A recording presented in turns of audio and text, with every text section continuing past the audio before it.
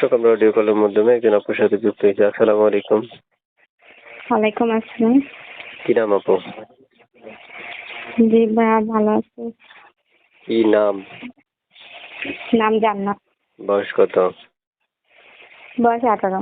কেন আসছেন এই ভিডিওর সামনে? ভিডিওর সামনে আইসি, অনেক কষ্ট, সংসারটা চাইতে পারি না, তো তার জন্য ভিডিও চাইছি একটা ভালো একটা মনের মানুষ পাওয়ার জন্য। আগে বিয়ে শাদী হয়েছে? জি না, আমার আগে বিয়ে সাথে হই নাই। কোথায় থাকেন আপনি? সিলেট মৌলভীবাজার। দর্শক, আমরা একটা মেয়ের সাথে সর্বোচ্চ 3 থেকে 3.5 মিনিট কথা বলি, এর মধ্যে সকল তথ্যগুলো উপস্থাপন করতে পারি না। প্রায় সময় হয় কি, আমরা অনেক সময়ের কারণে নানান প্রশ্ন তাদেরকে করতে পারি না। তাই আপনাদের প্রয়োজন, আপনারা যদি তার সাথে কেউ কথা বলতে চান বা একান্তে আলাপ আলোচনা করতে চান, তাহলে আমি প্রথমে বলবো আপনি একজন উপস্থাপকের মতো ওনাকে প্রশ্ন করতে পারবেন এবং উনি উত্তর দেওয়ার জন্য আপনাদের কাছে প্রস্তুত আছে। আপু, শুনতে চাই, এই যে আপনি একটা নাম্বার দিলেন, এই নাম্বারটা কার? এটা আমার নাম্বার। নাম্বারটা আপনার?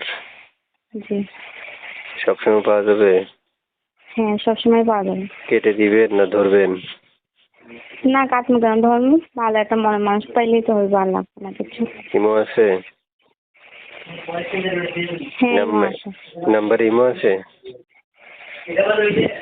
কথা শুনতেছেন আমার? জি না, আমি যে নাম্বার এখন দিচ্ছি তুমি নাম্বারই মনে হয়।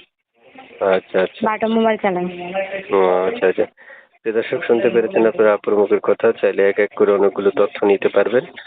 আমি একজন উপস্থাপক বা ইউটিউবার হিসেবে আমার যতটুকু কর্তব্য আমি ততটুকু পালন করার চেষ্টা করি। বাকি তথ্যগুলো আপনারা নিতে হবে, কথা বলতে পারবেন তার সাথে একান্তে আলাপ আলোচনার মাধ্যমে।